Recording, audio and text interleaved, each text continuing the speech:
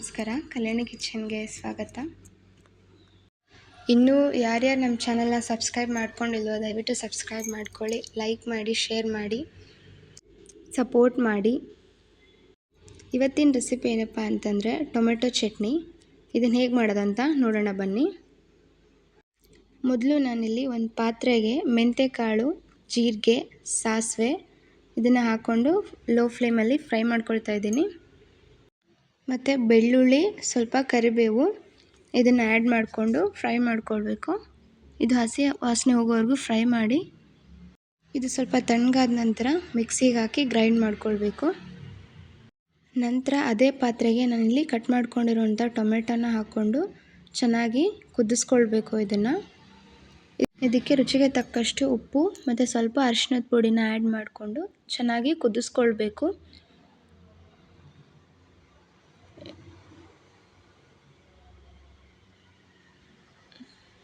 ಇದು ಕುದ್ದ ನಂತರ ನಾನಿಲ್ಲಿ ಇದಕ್ಕೆ 1 ಕಪ್ಪು ಅಚ್ಚ ಖಾರದ ಪುಡಿ ಆ್ಯಡ್ ಮಾಡ್ಕೊಳ್ತಾ ಇದ್ದೀನಿ. ಖಾರದ ಪುಡಿ ನಿಮ್ಗೆ ಎಷ್ಟು ಬೇಕೋ ಅಷ್ಟು ನೀವು ಹಾಕ್ಕೊಳ್ಬೋದು.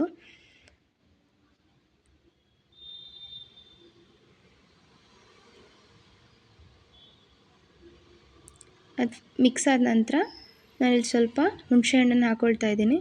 ಹುಣಸೆಹಣ್ಣು ನಿಮ್ಗೆ ಎಷ್ಟು ಬೇಕೋ ಅಷ್ಟನ್ನು ನೀವು ಹಾಕ್ಕೊಳ್ಬೋದು. 5 ನಿಮಿಷ ಇದನ್ನು ಚೆನ್ನಾಗಿ ಕುದಿಸ್ಕೊಳ್ಬೇಕು. ನಂತರ ಇದನ್ನು ಗ್ರೈಂಡ್ ಮಾಡ್ಕೊಳ್ಬೇಕು.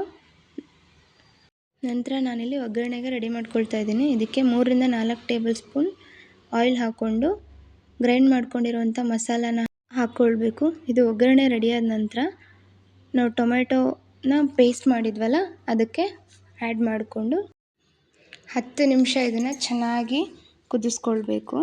ಸುತ್ತಲೂ ಎಣ್ಣೆ ಬಿಡಬೇಕು, ಆ ಥರ ಕುದಿಸ್ಕೊಳ್ಬೇಕು. ಇದನ್ನು ನೀವು ಬಿಸಿ ಅನ್ನದ ಜೊತೆಗೆ ಸ್ವಲ್ಪ ತುಪ್ಪ ಹಾಕ್ಕೊಂಡು ತಿನ್ಬೋದು. ದೋಸೆ, ಚಪಾತಿಗೂ ಚೆನ್ನಾಗಿರುತ್ತೆ. ಈ ಚಟ್ನಿನ ನೀವು 2 ರಿಂದ 3 ತಿಂಗಳು ಫ್ರಿಜ್ಜಲ್ಲಿ ಸ್ಟೋರ್ ಮಾಡ್ಕೊಂಡು ಕೂಡ ತಿನ್ಬೋದು.